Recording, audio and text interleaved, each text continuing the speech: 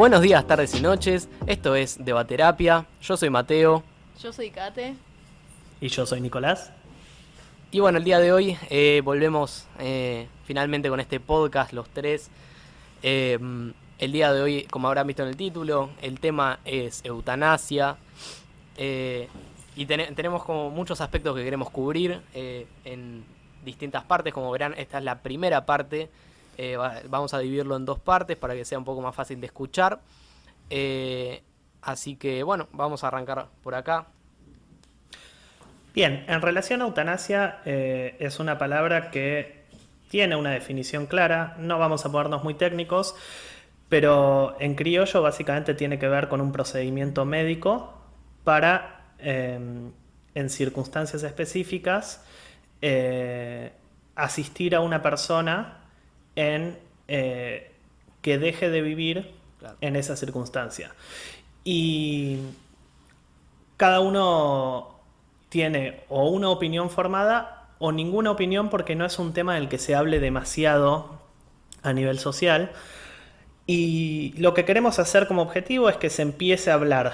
Es un tema que no solo se habló, sino que se legisló y se ejecuta en países. Siempre oímos noticias de Holanda, países nórdicos, y que en Argentina es más que nada algo que se debate a veces en nichos muy específicos de intelectuales, o que directamente no se debate demasiado, o que alguien cada tanto dice alguna cosa al pasar y se muere el tema. Lo que queremos es revivir ese tema. No se debate mucho, pero me atrevería a decir que es un tema con mucha implicancia en la vida cotidiana. O sea, creo que la gran mayoría de la gente que conozco tiene como alguna experiencia personal con la eutanasia, no digamos individualmente, pero tal vez de algún conocido, algún familiar, que son cosas que también vamos a tocar un poco más adelante. Pero sí, la idea sería discutirlo en distintos aspectos. Tal vez el primero de ellos, como para poner un poco de contexto de cómo funciona la eutanasia en la actualidad. Tal vez arrancar por el caso de una chica holandesa que esencialmente fue violada por primera vez a los 11 años y después fue violada 2 veces más a los 14 años por amigos de la familia y familiares directos. No sé si es el tío o el abuelo, pero en cualquier caso eso. Fue violada reiteradas veces y se hizo relativamente viral la noticia publicada, porque el primer reportaje que salió decía que o sea, todo lo que es verdad es que la chica fue violada, que la chica se encontraba o se encuentra en un estado de sufrimiento emocional muy intenso, al punto que decidió pedir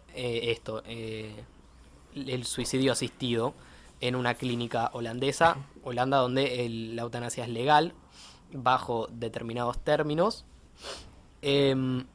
Y bueno, lo que se dio a conocer es una noticia diciendo que se había efectuado, o sea, que había tomado lugar el proceso de suicidio asistido, lo cual después salió a la luz que si bien la petición de suicidio asistido era real, no se lo habían concedido y la chica sigue estando viva. Quiero hacer una pequeña aclaración en relación a la diferencia entre eutanasia y suicidio asistido. Muchas veces la usamos como sinónimos, simplemente para aclarar, si bien tienen mucho en común una cosa con la otra, el suicidio asistido médicamente tiene que ver con un equipo médico proveyéndole las medicaciones y recursos necesarios para que una persona se quite la vida ella misma. Sí. Sería, por ejemplo, el suicidio asistido médicamente, prescribirle una formulación que la persona después decide consumir para quitarse la vida. Y la eutanasia, la diferencia es que no es la propia persona la que lleva adelante el acto de quitarse la vida con lo que le facilitaron, sino que es el propio profesional médico el que también administra lo que le quita la vida a la persona. Ejemplo, en los casos, hay películas incluso de personas cuadriplégicas que, no, aunque quisiesen, no podrían quitarse la vida.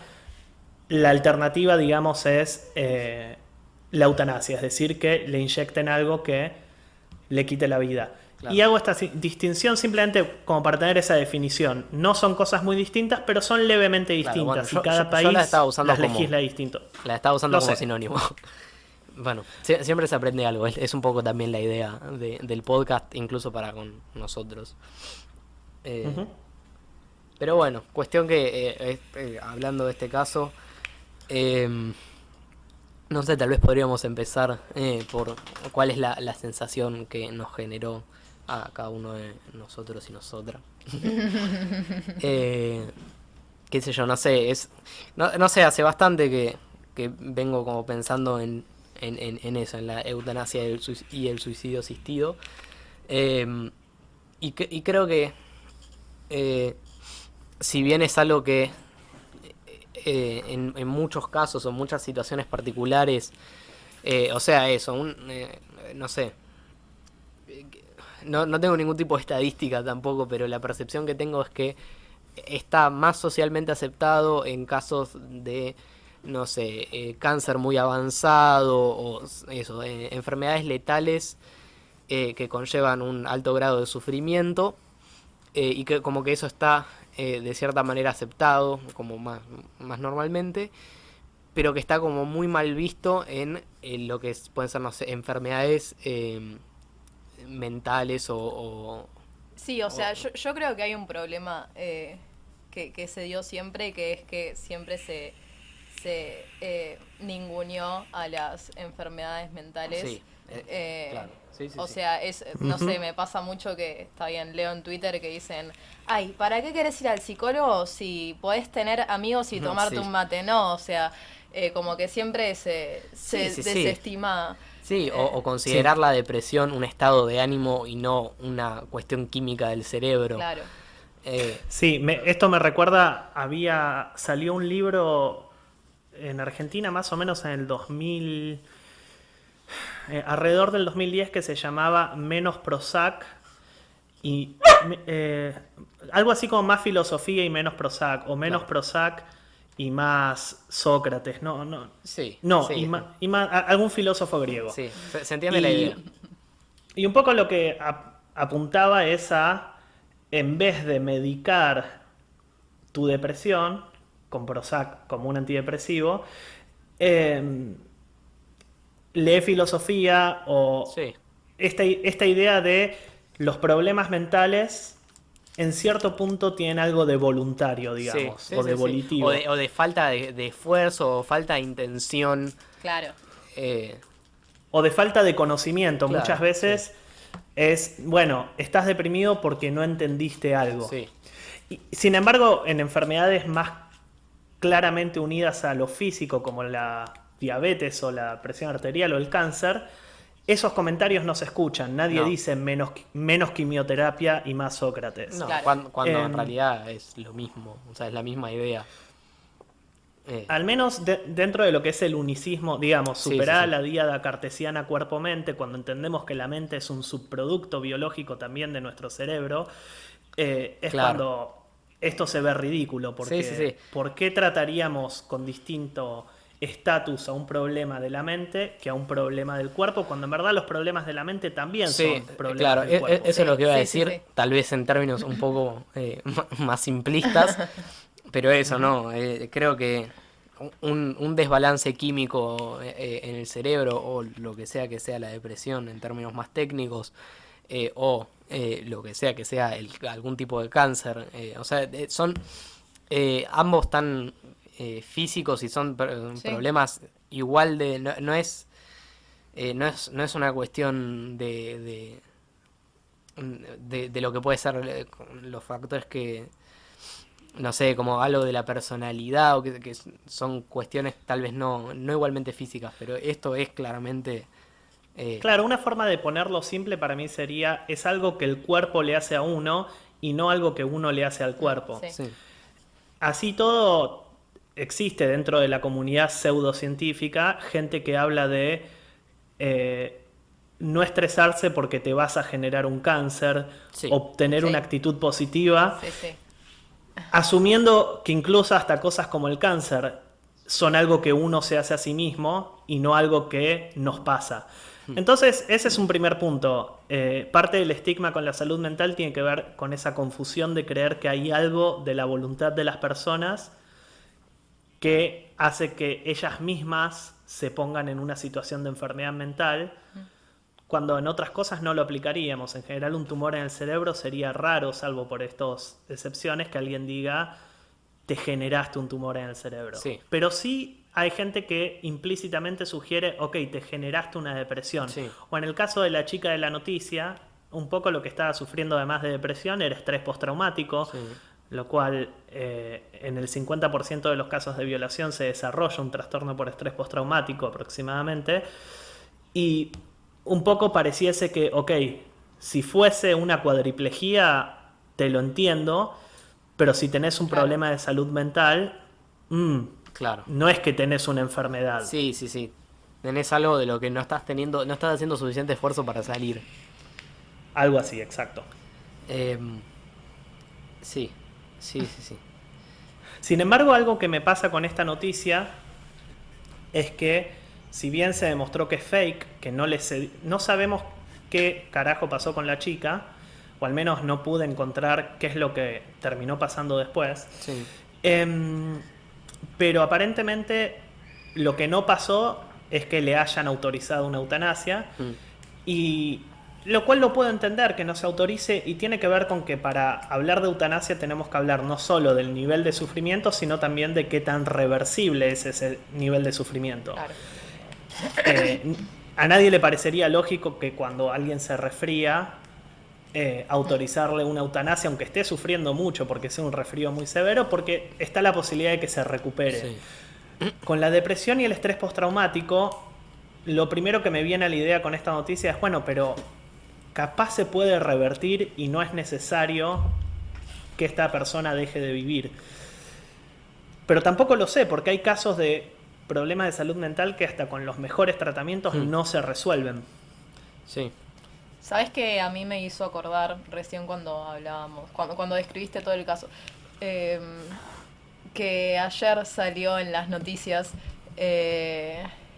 algo muy similar acá en Argentina, de una nena de 13 años que pasó por las mismas cosas, o sea, por el mismo contexto, y que se terminó suicidando. Es que no tengo estadísticas tampoco al respecto. Tal vez vos, Nico, tengas más. Pero por lo menos sé que en determinados estudios de veteranos de guerra, no sé qué porcentaje, pero un alto porcentaje termina en suicidio, un porcentaje mayoritario, no sé. Sí, el suicidio es epidémico en los veteranos de guerra. Y entiendo que esto, no sé, de nuevo, no sé en qué porcentaje, pero o sea, es algo que Sí. cuando te pones a ver las noticias, o cuando analizas cosas que pasaron hace no mucho tiempo, o sea, en Tucumán, la Sí, chica yo de creo, 11 años esta claro. que fue obligada a parir producto de... Sí. O sea, yo pero- creo que acá está más ligado también a otras problemáticas que no vienen Ujú. al caso de este podcast, pero que son cosas que también hemos Sí. por lo menos arrancado a hablar en otros capítulos, y probablemente vayamos a hablar más específicamente, pero bueno, es una cuestión como muy amplia. Pero lo que decía es eso, o sea, eso, hace no mucho a una chica de 11 años en Tucumán la violó el abuelo, no, o el marido de la abuela, y fue retenida hasta que fuese muy tarde para practicarle una interrupción del embarazo legal como la ampara la Constitución, y fue obligada a tener una cesárea, de la cual el feto murió, y eso, después fueron varias semanas de reportajes de esta chica intentando suicidarse. Y según no es el único caso similar a ese que ha habido en los últimos meses, y creo que lo que tienen en común, más allá de esto que se está dando de no permitirles acceder al derecho que nos pertenece, que pertenece según lo que dice la Constitución argentina, que es el de acceder a una interrupción legal del embarazo. La otra cosa que se da como consecuencia es eso, los reiterados intentos de suicidio. Sí. Y incluso algunos separados por meses de distancia. O sea, no es este día estuve bajón y me quise matar, sino que me trato de matar una vez, me internan, me dan el alta y al otro día me vuelvo a tratar de matar. Sí. Porque el tema del suicidio es multifactorial, digamos. En el ejemplo que estamos hablando de la chica en Tucumán, es una combinación de factores. Sí. Está lo que es el trauma primario, que tiene que ver con la circunstancia de violación. Sí. Y después hay una segunda instancia de trauma, que no es menor, que es que pasado ese primer trauma de la violación con un embarazo asociado, parte de la sociedad que rodea a esa chica la obliga a aún más trauma, digamos. Es forzada a una situación aún más traumática, y lo que está estudiado desde el trauma es que mientras más episodios traumáticos se tienen, mayor va a ser la severidad del cuadro final. Lo único peor que una situación de violación así a los 11 años es que te obliguen a parir ese bebé. O sea. Es que es una segunda violación sobre una primera. Exactamente. La primera es una violación literal, la segunda es una violación de derechos. Sí. Entonces, y una violación de derechos que más allá de lo legal, en este caso de lo ilegal que se hizo, a nivel psicológico tiene un impacto traumático importante. Y con el diario del lunes uno dice, claro, ¿cómo no se va a querer suicidar? Lo cierto es que también hay un montón de otros factores. La depresión se asocia al suicidio, el estrés postraumático se asocia al suicidio. Mientras más trauma o más severidad de depresión, más riesgo de que una persona intente o complete un suicidio va a haber. Y un poco en ese sentido, lo que sabemos es que el mundo está lleno de situaciones que nos traumatizan o que nos pueden traumatizar, y que estos casos como el de la chica de Tucumán o el de la chica violada en Holanda nos hablan de que hay una realidad en términos de el trauma psicológico que no parece que se vaya a ir de este mundo en el corto plazo. Y abre la pregunta, volviendo al tema de la eutanasia, ¿qué tanta severidad y qué tanta irreversibilidad son necesarias para que consideremos moralmente adecuado practicar una eutanasia en una persona? Yo creo que hay un factor adicional que juega un rol muy importante, que es que la gente muchas veces, o la concepción general, es que lo peor que hay en la vida, como lo peor que te puede pasar, es la muerte. Que es algo que creo que tal vez estén de acuerdo, que es una concepción muy errada. Es reduccionista, digamos. Sí. Es un análisis filosófico pobre, que le falta considerar muchas otras cosas. Es de 100 variables, tomar 2 variables y sacar una conclusión, ignorando las otras 98. Sí. Y de nuevo, creo que eso, o sea, digamos, creo que la gente muchas veces está dispuesta a hacer cualquier malabar de cosas con tal de no, o sea, de evitar la muerte. Que, a ver, yo creo que en muchos casos, o sea, yo, de nuevo, si te pones a analizar este caso, yo no creo que esa piba, o sea, quisiese estar en ese lugar en el que se quiere morir. Pero lo que le hubiese salvado la vida es, no la vida en términos físicos, sino o sea, lo que le hubiese salvado el deseo el deseo constante de morirse, es que no la violen o que no la obliguen a parir el bebé producto de esa violación. Eso hubiese sido una medida para tratar de salvarle la vida. Lo cual hoy en día se vuelve... creo que no es lo que es la eutanasia. La eutanasia no es... O sea, en estos casos, yo no creo que sea salvarle la vida. Yo creo que es... sí, es como que ya se saltaron todas las no me sale una palabra. Como que todo lo que se podía las instancias haber hecho, de prevención. Claro. Sí. Toda la prevención ya se pasó y ya la piba llegó a la instancia en la que, bueno, listo, ya está. O sea, no...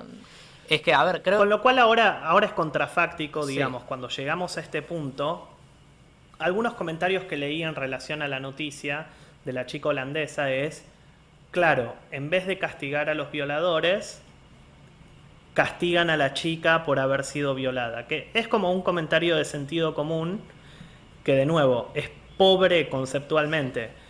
Porque si bien hay un componente en el que estamos de acuerdo, y es que, a ver, las cosas deberían prevenirse, cuando se habla de eutanasia, es un poco lo que pasa con el tema del aborto. Es un análisis... Muchas personas... Es un análisis contrafáctico y una falacia post-hoc. Lo que trata de hacer, creo, la eutanasia no es una cuestión de castigar o de... o sea, es lo que sería como un control de daños, digamos. Exacto. Que es como decir que la eutanasia está para usarse preventivamente es como plantear que el aborto está planteado como algo preventivo. Y en verdad, claro. ¿Qué es el argumento contrafáctico de los pañuelos celestes de por qué en vez de legalizar el aborto no prevenimos los embarazos no deseados? Y bueno, por supuesto, son las dos cosas. La forma de prevenir embarazos no deseados está demostrado que es maximizar la educación sexual. Ahora bien, así todo, en los países con mayor nivel de educación sexual, los embarazos no deseados ocurren de igual manera, porque ningún método es infalible. Entonces, hablar de aborto tiene que ver con hablar de los casos que cayeron entre las grietas de lo que se pudo haber hecho. Y con la eutanasia es lo mismo. A mí se me ocurre la analogía de estos casos de salud mental con una persona que, después de años de fumar, desarrolla un cáncer de pulmón con metástasis a cerebro, convirtiendo su vida, o lo que le queda de vida, en una miseria viviente. Y sería plantear, ok, la solución es dejar de fumar, pero ya no lo hizo, ya pasó esa instancia. Eso en todo caso va para las personas de al lado o más adelante. Entonces ahí apliquemos políticas de prevención para dejar de fumar, pero mientras tanto, con las personas que no logran dejar de fumar y llegan a un punto y lo que tienen no es vida, sino un sufrimiento increíble antes de morir, la eutanasia aparece no como solución, no como método preventivo, sino, como vos decís, me gustó esa frase, reducción de daño. Ok, todo este daño ya está hecho. Lo único que se puede minimizar es el daño de acá para adelante. El daño para atrás es irreversible. El daño para adelante, la persona tiene la opción de vivir 6 meses en la más absoluta de las miserias existenciales, o con su autonomía y voluntad decidir tener un proceso de eutanasia. Es que yo creo que el tema de la decisión obviamente es una cuestión totalmente subjetiva, y creo que o sea, la idea es que la persona elija cuál es su límite y cuál es el punto en el que dice ok, porque a ver, es imposible calcular eso, lo que hablabas antes, el punto donde es irreversible el daño. Es imposible calcular y saber a ciencia cierta. Depende. Serlo. A veces es más claro. A ver, bueno, en cuadros es cierto, neurológicos donde alguien quedó cuadripléjico, es más fácil que cuando alguien quedó traumatizado y deprimido. Claro. Pero digo, en eso sabemos que hay veces que no funciona el tratamiento antidepresivo y que no funciona el tratamiento para el estrés postraumático, o que no está disponible. Quizás sí, con un experto internacional funcionaría, pero eso no es accesible para la persona. Entonces es un tema de practicidad Y también, otra vez, simplemente para hacer una pequeña distinción, ya distinguimos eutanasia de suicidio asistido. Otra cosa con la que se confunde habitualmente la eutanasia del suicidio asistido es con el retiro de soporte vital, que es, por ejemplo, el caso Cerati, digamos. Sí. Cerati ya no podía aplicar su autonomía porque no tenía cerebro para hacerlo. Y la única razón por la que estaba vivo era por un soporte artificial. Y por eso es que algo súper importante si queremos hablar de prevención y de saber, y quien subrogaba sus decisiones era la madre, que hasta último momento decidió que siga viviendo en estado vegetativo. Hay algo que se llama directivas anticipadas y que nuestro país tiene muy poca filosofía de directiva anticipada. En Estados Unidos se aplica mucho más, que es, mientras estamos conscientes, mientras podemos hacer uso pleno de nuestras facultades, dejar registrado en forma legal qué queremos que se haga si llegamos a quedar en X estado. Sí, es que justamente creo que, a ver, los casos donde perdés la autonomía de decisión es otra cosa, pero los casos donde está esa autonomía de decisión, ya como pasando tal vez un aspecto más como de la aplicación práctica, creo que lo que se debería hacer es, eso, el análisis, o sea, lo que deberían hacer los médicos o quienes te asistan es darte toda la información y todas las herramientas de decirte, mirá, la situación es esta, podés aplicar a estos tratamientos, pero al final del día la decisión, o sea, el sistema de tener que, o sea, tomás una decisión de, ok, consideré las posibilidades y aún así decidí que prefiero no seguir sufriendo. Por más de que exista la posibilidad de que, o sea, lo que yo entiendo es que el sistema que hay ahora es, cuando uno toma esa decisión, se le presenta a alguien que analiza cuáles son las probabilidades de que sea reversible este sufrimiento que estás teniendo, y en base a eso se te autoriza o se te niega esa petición. Esto en los países con eutanasia, claro, ¿no? Sí. Cuando en realidad la decisión no debería ir por eso. O sea, las variables de esto puede llegar a ser reversible o puede no serlo, y la decisión de prefiero ir por el, entre comillas, camino seguro, que es decir, ok, no quiero sufrir más, o la decisión de, ok, quiero arriesgarme a seguir sufriendo y eventualmente dejar de sufrir o seguir sufriendo prolongadamente. O sea, eso es una decisión que debería ser personal, no deberías pedir una autorización para eso. Sí, pero ahí el problema que hay tiene que ver con los medios para cumplir el fin. Claro. Porque una persona que tiene un método letal a mano ni siquiera tiene que hablar con un médico. No. Si toma esa decisión, la puede aplicar. La cosa se complejiza cuando esa persona está imposibilitada de acceder a cualquier medio letal y su decisión es puesta en tela de juicio por la sociedad. Y según en qué sociedad esté esa persona, qué tan libre va a ser de decidir lo que quiera. Y eso es muy interesante porque si pensamos en los animales, en la veterinaria, apenas se determina que un animal está en un estado irreversible de sufrimiento, en el cual la única opción de vida por un tiempo adicional es una vida de sufrimiento absoluto, no hay ningún debate en general, en la mayor parte del mundo, no hay ningún debate ético, moral sobre si es adecuado aplicar eutanasia. Simplemente se aplica, se sacrifica al animal. Sí, y de hecho, si ves, o en las películas, en la gente que... Sí, está renormalizado. O sea, eso, o sea, es como que, no sé, en las películas, la clásica es, no sé, un caballo que lo chocó un auto o algo así. O sea, la cosa humana que hacer es matar al animal. Exacto. Y en general hay un consenso de que es lo éticamente correcto. Cuando se trata, porque nosotros también somos animales, pero cuando el animal en cuestión es un animal humano, todo se complejiza porque entra una serie de debates ontológicos, teleológicos, filosóficos de varios tipos que complejizan todo mucho más. Y si bien podríamos hablar de que los animales tienen derecho a una muerte digna, ese derecho, ese lujo, por decirlo de alguna forma, que tienen nuestras mascotas, no lo tienen nuestros familiares. En Argentina, por ejemplo. Sí. Si tenemos un animal en una situación de sufrimiento irreversible, tenemos el recurso de terminar ese sufrimiento. Sí. Si tenemos un familiar, por ejemplo, en un estado irreversible de sufrimiento, aunque tengamos el consentimiento explícito del familiar diciendo sí, quiero dejar de sufrir, no tenemos los medios legales y cualquier asistencia que le demos a cumplir con sus deseos legítimos es potencialmente punible por la ley. Sí. Es equivalente a un homicidio desde lo jurídico. Sí.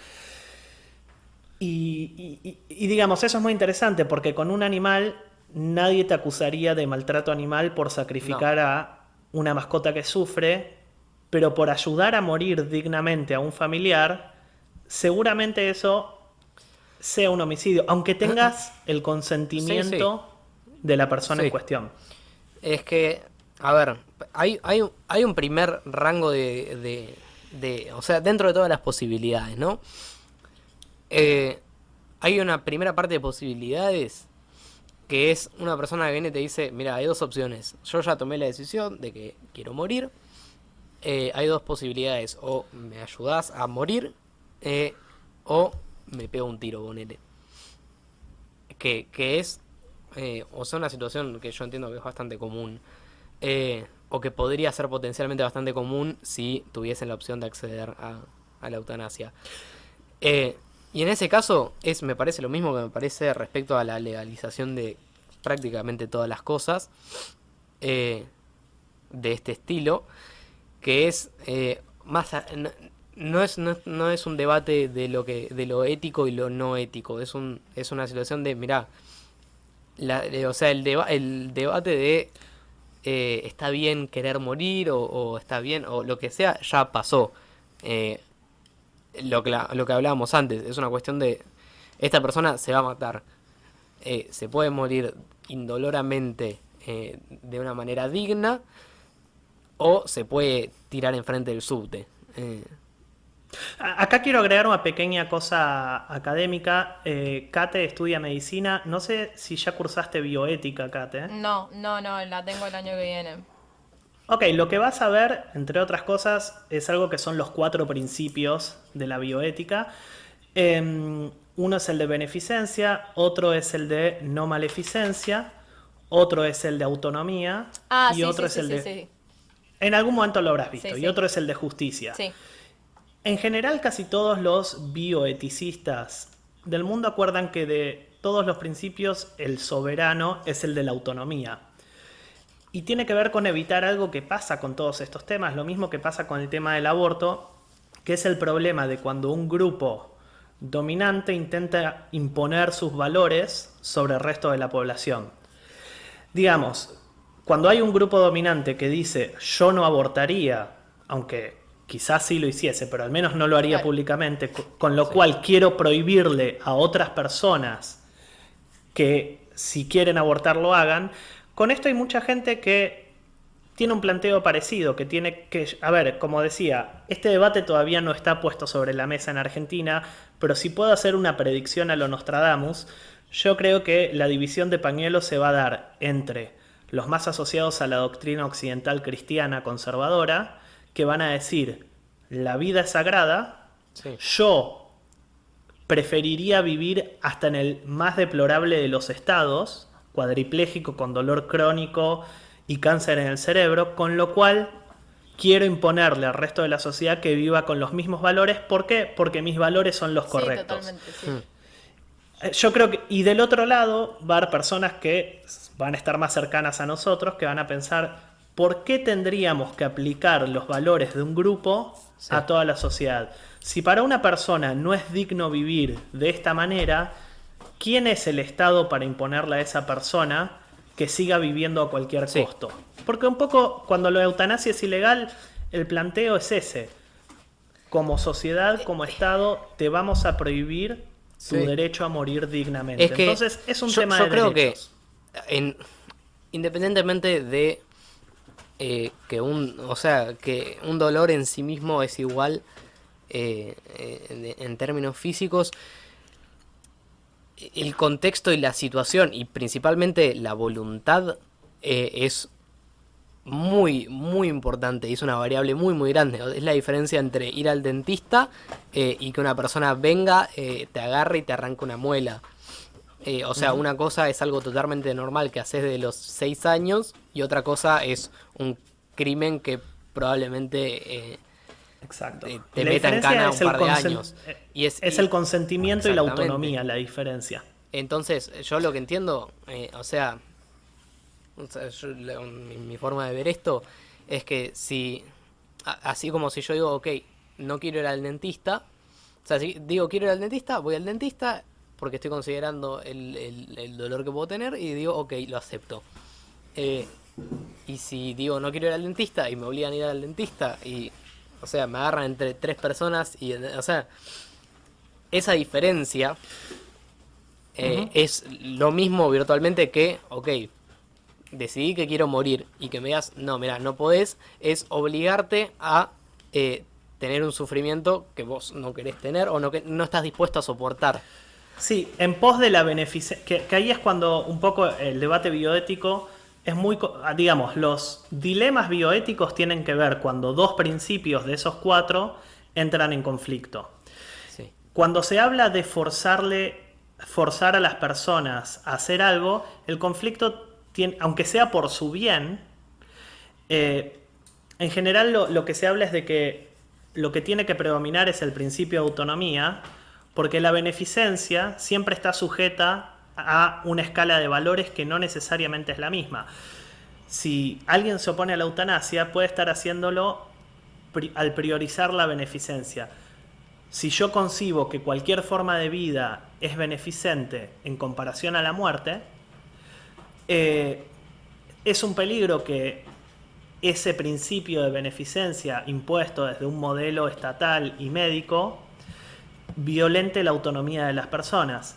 Con el tema de la muela, por ejemplo, juntando las dos cosas, si una persona autónoma que tiene uso de sus facultades mentales y es capaz de tomar decisiones a partir de su consentimiento informado, decide no sacarse una muela, si la comunidad médica plantea, bueno, pero sacar la muela prevendría una infección que te puede matar, y esa persona, por el motivo que sea, entiende, pero prefiere dejarse la muela puesta, sería una violación de autonomía hacer lo que vos dijiste, agarrar entre varios a la persona y arrancarle la muela, porque aunque el objetivo sea beneficente, se está violentando la autonomía y debería primar siempre la autonomía.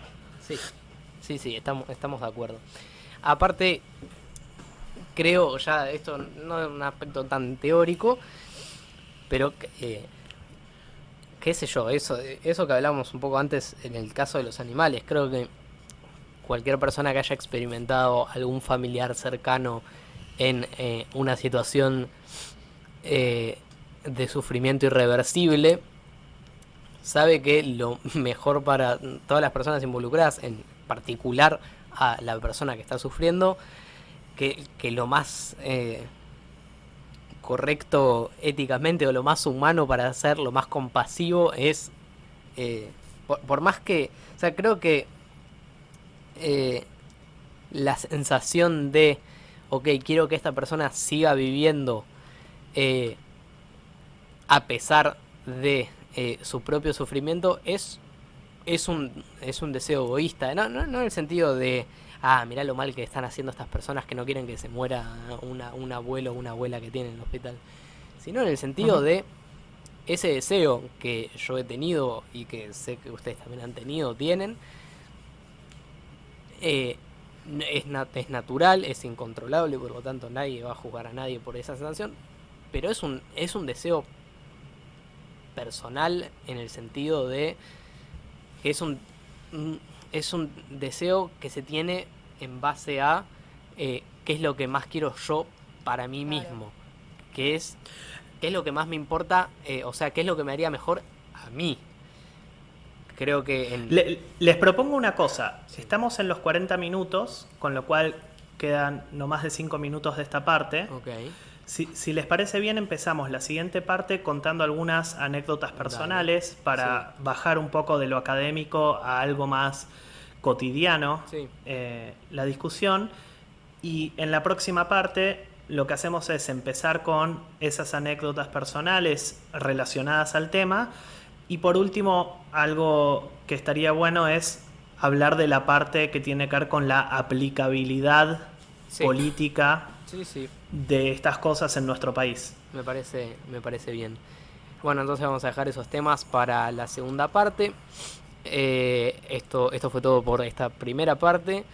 Si quieren escuchar la segunda parte, la van a encontrar en el mismo medio donde están escuchando esta, ya sea YouTube, Podbean o Spotify. Recuerden que también nos pueden seguir y nos pueden comentar qué opinan, nos pueden comentar sus experiencias personales, qué creen que tendría que pasar para que se pueda aplicar esto en la Argentina, cuáles son sus posiciones respecto a esto. Todo eso o lo que se les ocurra nos lo pueden comentar en nuestro Instagram, que es @debaterapia, nuestro Twitter, que es @debaterapia, nuestro Facebook, que es facebook.com/debaterapia, o en los comentarios de YouTube también. Así que sí, pueden y son sería apreciado que lo hagan.